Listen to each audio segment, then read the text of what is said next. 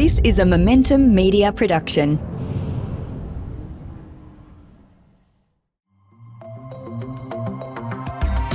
Welcome to the Smart Property Investment Show, the podcast by investors for investors.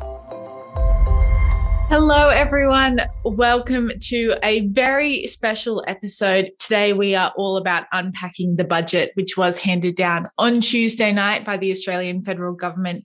We are in the lead up to the election. It is a pretty interesting time in politics at the moment because a lot of it is going to shape what happens going forward, especially in the world of real estate and property. And to unpack this topic with me, I'm lucky enough to have someone on the show today who actually witnessed the budget happening firsthand. Sarah Simpkins, you're the news editor of the Mortgages Suite here at Momentum Media. So that is the advisor and mortgage business. Sarah, welcome to the show. Thanks so much for having me, Grace. I'm really excited to be here.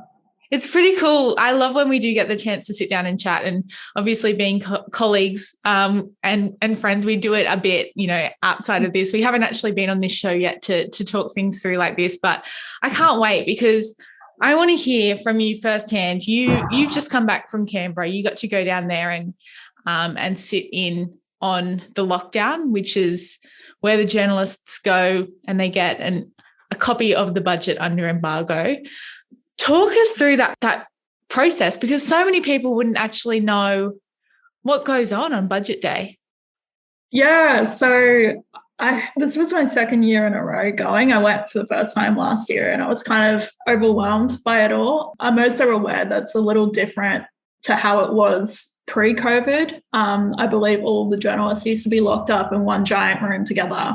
And that was everyone from the major outlets, everyone from trade media, like everyone just all together congregating and poring over these documents. But because of COVID now, I think they've done things a little differently. So they've, dispersed the journalists into smaller groups in different community rooms and across the press gallery. So I didn't really have that giant and chaotic experience you usually hear about from the past, but I was put into a committee room and they took our phones off us when we walked in. So, and smartwatches as well, which I forget about because I don't own one of those. But I guess you could be sneaky and send a message or something from your watch. So, yeah, they do ask for those when you walk in, and you have to put your laptops into flight mode as well. So you have no contact with the outside world. And, yeah, they give you a USB, so you get a copy of the budget papers electronically, but you can also get them in print, and it's a whole stack of papers. It's pretty heavy. I didn't bring it back with me because once you're done, you're done. And I didn't really see the point in carrying them around. But, you have that option of bringing them back with you. And, yeah, it's pretty exciting. It's almost like an exam because That's a good example, analogy, yeah. Yeah, it is pretty quiet at first and everyone's kind of rifling through the papers and like scrolling through on the computers to see what's going on. And so the atmosphere is a little quiet and intense at first, I guess, when you first get in the room. But yeah, you're in there for about 6 hours, I think it is, until Josh Frydenberg delivers his speech where he announces to the country what the government has decided to do in the budget. So after that, you are released and you're able to publish whatever you've written up. So, yeah. So I'm guessing you're monitored in there. Someone's walking around, making sure you don't take your laptop off flight mode. Yes. We did have people kind of walking around like examiners, I guess. They look over your shoulder and check that you're not doing anything naughty. So it's good. How long was it until someone cracked the first joke or tried to ease the atmosphere in the room? I guess does that happen? Yeah, it does happen. Everyone's trying to get through it as best they can. But I think one thing that was new this year, they had to supervise us to go to the bathroom. They weren't actually, so they would walk us out of the room and then down the corridors, because Parliament House is a bit of a rabbit maze. Like if you're not going there every day, you don't really know where you're going. But they would take you to the bathroom and stand outside and wait while you did your business. So that was a bit weird, I'm not going to lie. And the people who had to do that were actually a bit uncomfortable with doing that as well. You could tell. I can imagine. This is quite awkward, but I guess they had to do it this year. A very cool experience. So once you get the papers and you look kind of through them, you write up your stories. Is there twiddling of thumbs, or is it just, that whole time there's stuff that you can be looking at and focusing on? Yeah, there's hundreds of pages to look through. So even after I'd looked through all the housing stuff that was really relevant to us, I kind of just started reading about other measures that were going on. There was a lot about regional Australia and, a few random things in there. I even started looking at how much has been allocated to each government department, like ASIC, APRA, all the regulators. If you get bored, there's plenty to look at in the budget. A bit of light reading. There's a lot to so we're going to unpack some of those major headlines from the budget in just a moment. But before we do, when you were just flicking through, were there any surprises or things that you went, oh, I'd never thought that, this was something that would be included in the budget? I guess for me, it was more so the big headline items that aren't necessarily relevant to mortgages, but are still interesting nonetheless. Also around the one-off cash payments that people are going to receive in the weeks leading up to the election. I think it's a $250 cash payment for welfare recipients.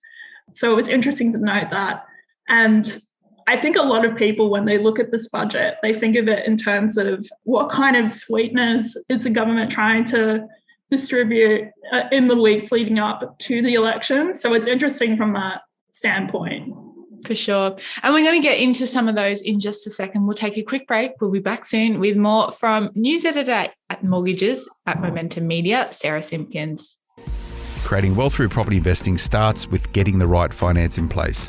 At Finney Mortgages, our brokers specialise in investment loans. We know the ropes to get even the most complex deals approved fast. With access to over 50 lenders, we have the know-how and connections to get better rates, improve cash flow, and release equity fast. So, if you're looking for a mortgage broker that gets property investment, book in a call with the Finney broker now. Head to finny.com.au, that's finni.com.au today. Welcome back to this very special edition of the show, the budget special. I'm lucky enough to be joined by Sarah Simpkins, who spent all of her Tuesday down locked in Parliament House, rifling through all these documents. Sarah, one of the big things that did come out of this year's budget was the first home loan deposit scheme, but that wasn't a surprise. That would have been a bit underwhelming, I guess, getting in there and that still being that key headline thing, given it was announced the day before. I don't know if it's cynical or not to say that it did come in the wake of Labor's announcement last week that they would be allocating an extra 10,000 places to a regional element of the first home loan deposit scheme. But that first home loan deposit scheme, doubling is what Scott Morrison is calling it. That was all released on Monday. It's going to do a lot for transactions, and it will see, people who have been struggling to save for that deposit able to, get on the property ladder. It's been quite welcomed by the housing real estate industries, I would say, but I guess there are some shortfallings there. What's the feedback been like on your side? Because obviously in the mortgages world, they're the ones that are the brokers, and the lenders are the ones dealing directly with this 5% deposit scheme.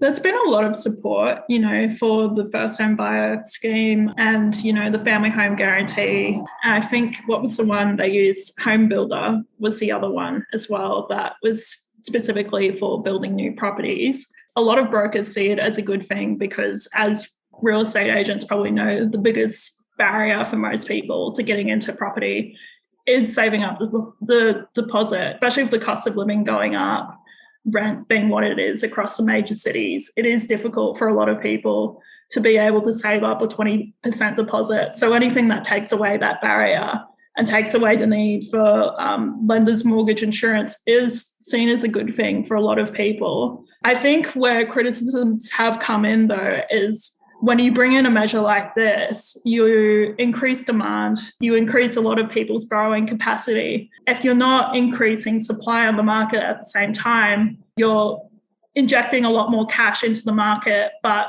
not increasing supply, so then prices go up. And that's a problem for other first home buyers who aren't able to get the guarantee at the same time. So It's an interesting conundrum, I guess. I guess, like you say, the measures had already been announced on Monday. So we got a little bit more details around how much the government expects to spend on them in the budget. It's something like $8.6 million over the next 4 years. Billion? Is that billion? No, million. Million. Which doesn't seem like a lot. And it's over 50,000 places a year. So I guess they're kind of trying to distribute it across regions that might have cheaper property prices. Yeah, which I guess comes back to that regional scheme, which some might say was a copycat scheme after Labor's pitch last week to voters, because we are going into a federal election, and I think that's probably the most important thing for people to be taking away. This budget, while we have not yet got a date for when this federal election will be taking place, it's actually going to have, it's being used as a tool by the government heading into this election to sway some votes their way. Yeah, for me, the regional home guarantee that the government has proposed is interesting. It differs from the Labor one in a couple of ways. So I think Labor's scheme that they've proposed is specifically for first home buyers, whereas this one from the government isn't. You can have had property before, but you have to have not owned a home in 5 years. So there is that little caveat there. They are technically opening it up to more people, but it's with a certain condition, I guess.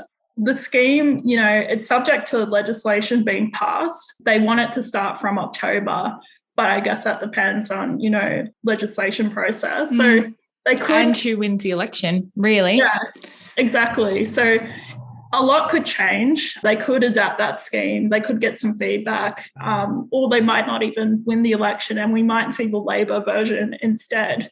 And I think it is interesting because I did actually quite like when the Labor one first was released. Obviously, at that point, we didn't know what the Liberal Party was planning with this budget. But the fact that it still required people to have spent 12 months in a regional area before they did buy, thereby, ensuring they're cementing themselves in a local community first. They're probably going to stimulate that economy. They're going to work there.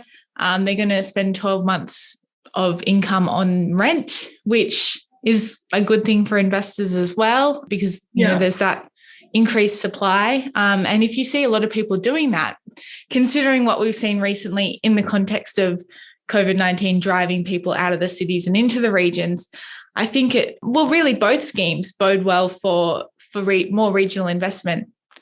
I guess you're right in that sense. We have seen a lot of movement out of the cities into the regions in the past couple of years because of COVID and the trend of people being able to work remotely. They don't need to live close to their offices. They really could just live in a nice house on the beach or out in the bush. So you're right, like the scheme from the government in the budget wouldn't bar those kind of buyers who are moving out, whereas the Labor one would. It's interesting. Well, I guess it's one of those things. We'll watch this space. Who knows what's going to happen really moving forward. But another area that was touched on in the budget is the National Housing Finance and Investment Corporation $2 billion injection. And this was kind of expected. There has been kind of this 10-year pledge to keep putting money into that. And that's focused on improving the availability of affordable housing across Australia, which is a huge issue. As we've already touched on, supply has been very, very constricted, especially in the affordable housing space, considering how much house prices have gone up. So it is a welcome investment. Questions probably going to be asked about though, Sarah, whether this is enough. Yeah, it's interesting. So it's a lending capacity that helps them with their low-cost loans for community housing providers as well. I think that's going to help out with And in the papers, it said the rise in lending capacity is supposed to support around 10,000 more homes, which sounds good on the surface, but I'm not sure how many more there needs to be or what the scope of the problem is there. That adds to around 15,000 homes that NIFIC has backed since it was established in 2018. It's almost doubled that. Yeah, it's a tricky one because we're already seeing vacancy rates well below 1% in many regional areas. And a lot of these areas are the ones that do need to see more affordable housing. So it's probably not enough to get on top of the issue. It will help. Obviously, any money towards affordable housing is a good thing, but and I've seen this criticism a lot lately of the budget. It's just not really a forward-thinking spending statement, is it? It's very focused on the now. Yeah, for sure. But it doesn't really do anything, especially, I guess, in light of the fact that the federal government's release of the inquiry into housing affordability and supply report recently. And that was talking, that whole report was talking about how we have this issue with supply. So when we don't really see any of those supply problems fixed in this budget, do we? No, there isn't really anything in terms of addressing housing supply. The home guarantee is really the main centrepiece, I think, that the government has presented as a way to address housing affordability. It's obviously going to be a big issue for them in the election. Otherwise, Labor wouldn't have pitched its own scheme. Yeah, you're right. I'm not sure how far this would go. And there's no indication that they're considering any other measures at the moment. We might see more in the weeks leading up to the election, but who knows? We'll just wait and see, won't we? Moving on from that, though, Sarah, we did see as well some things brought up for fire and flood support and insurance. Flooding has obviously been a massive issue across New South Wales and Queensland of late. We've just seen Lismore go back underwater, and our thoughts are with all the people suffering through their second flood in as many weeks there. We're seeing some more assistance there, which we should be expecting anyway, more than $6 billion on disaster relief and recovery following those floods. Income support, temporary accommodation and social services is included in that at a cost of around $2.2 billion. New South Wales has just released their own rental support payment. So a lot of this, I think, will be in conjunction with states and territories, as it normally is following a natural disaster. And we're still seeing recovery programs for Black Summer bushfires. And I guess, the rationale is this is all not only helping people rebuild and regain what they've lost, but hopefully boost those economies, those regional economies as well. Yeah, it's really interesting that you bring that up. The floods were a really big focus, I think, in the budget papers and in Josh Frydenberg's speech, given that it's been so recent. And the budget, I guess, was written up before Tuesday, so they wouldn't even have accounted for the latest round of flooding that's hit northern New South Wales now, which is really sad and devastating for everyone that's been affected by that.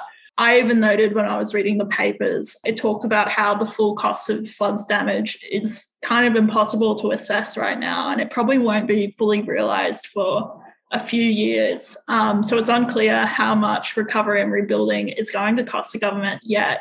So obviously they've got those measures that you just talked about then, the $2.2 billion for households, in addition to other measures. But they've also got a forward provision of around $3 billion over the coming years to accommodate additional spending. Given the recent second round of flooding now, it's probably likely that's going to go up further. Yeah, some pretty shocking stuff out there, and obviously we don't expect the government to know what that cost is going to be. We just know that it's going to be a really big effort, both economic and from the people in those communities as well as the government agencies. I think something else too worth mentioning, you probably would know this in real estate already, but there's been a lot of pressure on supply chains in the construction sector, and that's really affected a lot of properties coming onto the pipeline now.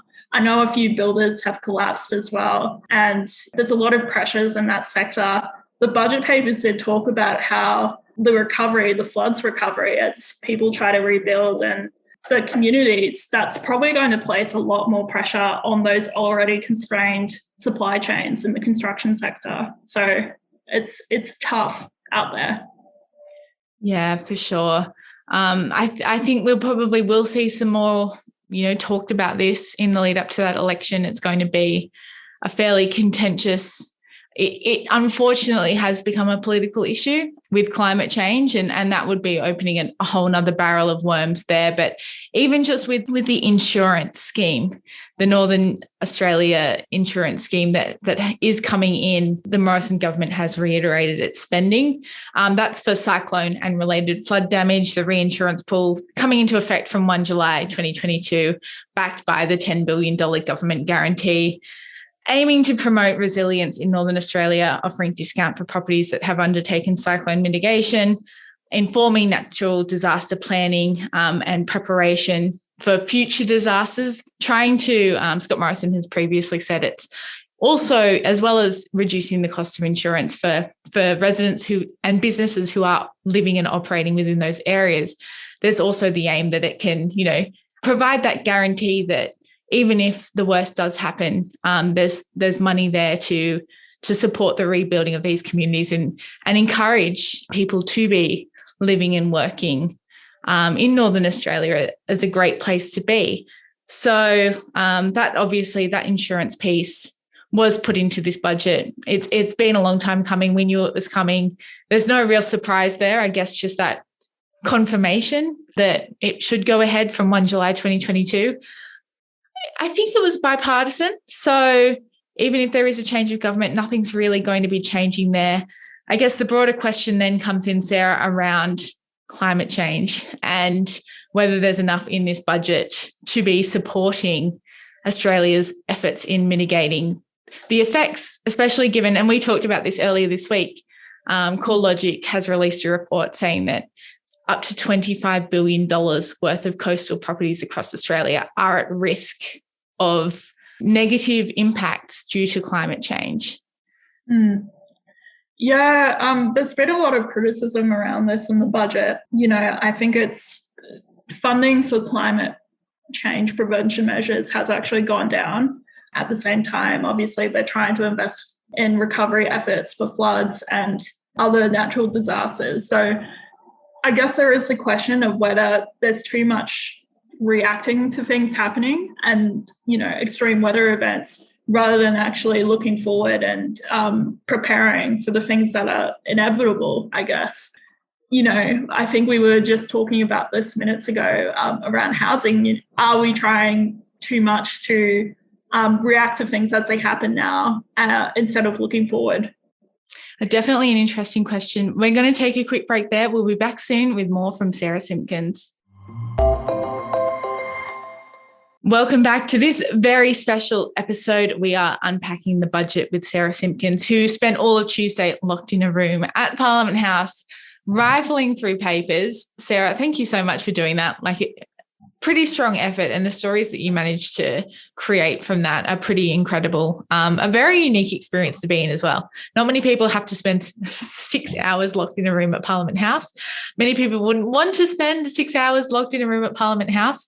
We've pretty much unpacked everything that is housing property related in this budget already through this episode, although we could be talking for days on it. We will not bore everyone with that. But I think one last point to bring up around, we talked just before the break around future planning, not necessarily being there in this budget, but infrastructure did have a few high points. And I think it's worth mentioning that it is all aimed at boosting that regional growth as well. We have seen that trend towards those regions, and that is something that is supported by this budget. So, new commitments to road and rail projects, the Brisbane to Sunshine Coast Faster Rail, I'm sure that would be welcomed up there. Sydney to Newcastle Faster Rail comes after actually a Labor election promise earlier this year that they would be doing the same. I do find it slightly ironic that the federal government has chosen to use the word faster rail as opposed to fast rail. I don't think we're going to see any supersonic speeds anytime soon, but it is, having done that trip many times myself, it is quite a long commute between those cities when it probably doesn't need to be. We've got projects in Western Australia. We've seen a lot of people in Western Australia pretty happy with the infrastructure that could be headed their way. There could be a little bit of pork barreling there, to sweeten them up, especially considering the recent losses that the Liberal Party did suffer in the WA state election. We didn't see that much in Queensland, which Queensland government has come out and slammed since the budget's release. But there's also the North-South corridor in South Australia, the Great Eastern Drive in Tasmania, and then roads, Central Australian tourism roads in the Northern Territory. So there's a bit going along, more than $500 million being allocated to local councils to deliver priority projects, $880 million towards better connecting regional Australia with ports, airports, and other transport hubs. All pretty cool stuff. Also things that we would just generally expect to be coming out of a budget. Hey, Sarah. Especially in the lead up to the election. Again, like you're saying, it's interesting that they're saying, look at all these amazing things we're about to deliver.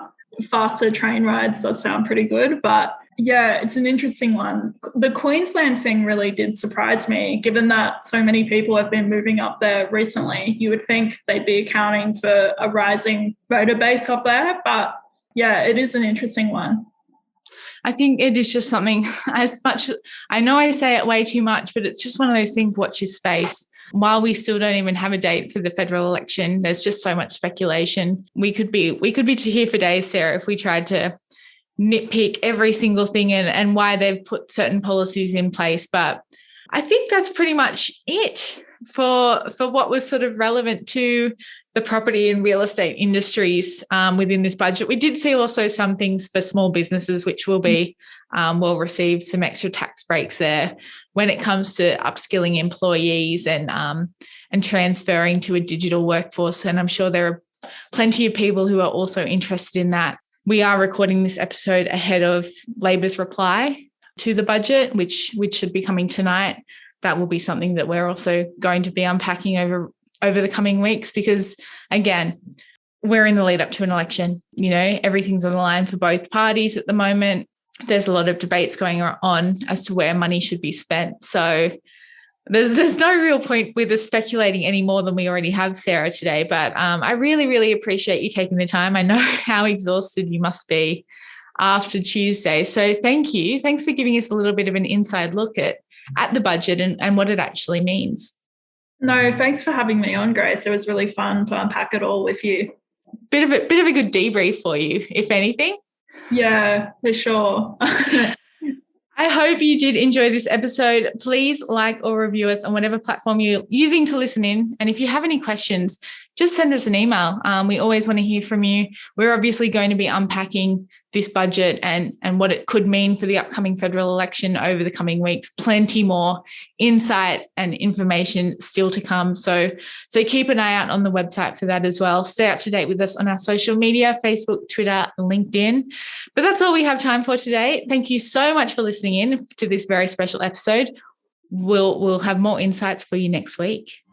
Stay safe and well. Bye-bye. The information featured in this podcast is general in nature and does not take into consideration your financial situation or individual needs and should not be relied upon. Before making any investment, insurance, tax, property or financial planning decision, you should consult a licensed professional who can advise whether your decision is appropriate for you. Guests appearing on this podcast may have a commercial relationship with the companies mentioned. Leverage the power of your super with an investment loan through your self-managed super fund. Our expert brokers can help you invest in residential or commercial property through your super, even if you don't have the funds to buy an investment property outright.